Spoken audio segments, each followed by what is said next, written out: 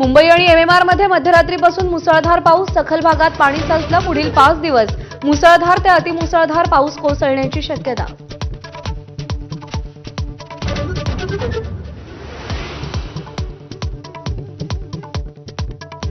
मुंबईला पाणीपुरवठा करणाऱ्या धरणांमध्ये सलग दुसऱ्या दिवशी वाढ. धरणांमधला साठा 8.12%वर. गेल्या काही दिवसांपासून पावसाची संततधार.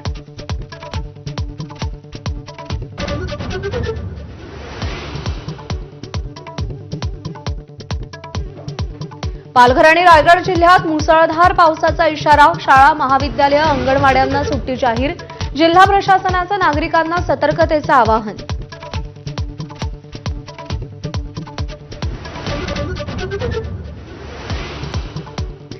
विदर्भातही पावसाची दमदार हजेरी. नागपूर आणि चंद्रपुरात मुसळधार पाऊस. नागपूरसह वर्धा, चंद्रपूर, भंडारा, गोंदिया, अमरावतीत आज हलक्या ते मध्यम पावसाचा अंदाज.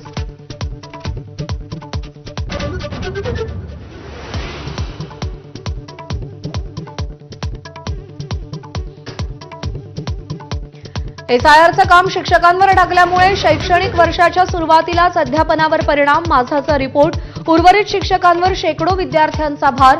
नाशिक जिल्ह्यात काही शाळात पालकच शिक्षक.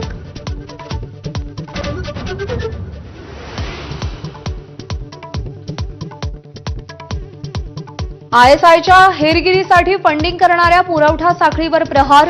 संभाजीनगरातून एकाला अटक. बनावट बँक खाती तयार करून आयएसआय एजंटला निधी पुरवठा केल्याचं उघड.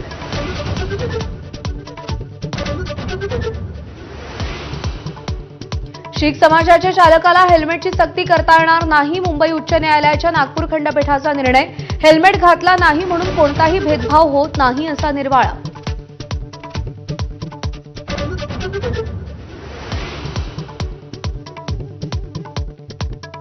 सोनं आणि चांदीच्या दरात 15 दिवसात मोठी घसरण. सोनं प्रतितोळा 10,000 तर चांदी प्रति किलो 30,000 रुपयांनी स्वस्त.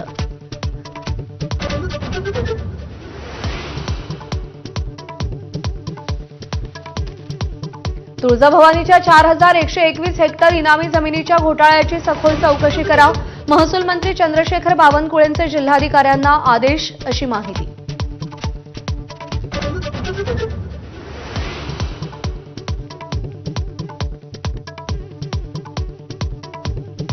अमरनाथ यात्रेला सुरुवात. जम्मूहून भाविकांचा पहिला जत्था रवाना. 3 जुलैला पवित्र गुहेत शिवलिंगाचं दर्शन घेणार.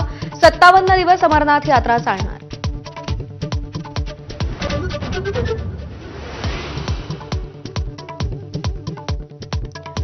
वैभवला लवकरात लवकर अंतिम 11 मध्ये घ्या, अन्यथा त्याच्यावर दबाव वाढेल. सुनील गावस्करांची भीती. दुसऱ्या किंवा तिसऱ्या सामन्यात संधी मिळेल, पण त्याच्यावर चांगल्या कामगिरीचं दडपण असेल असं मत व्यक्त.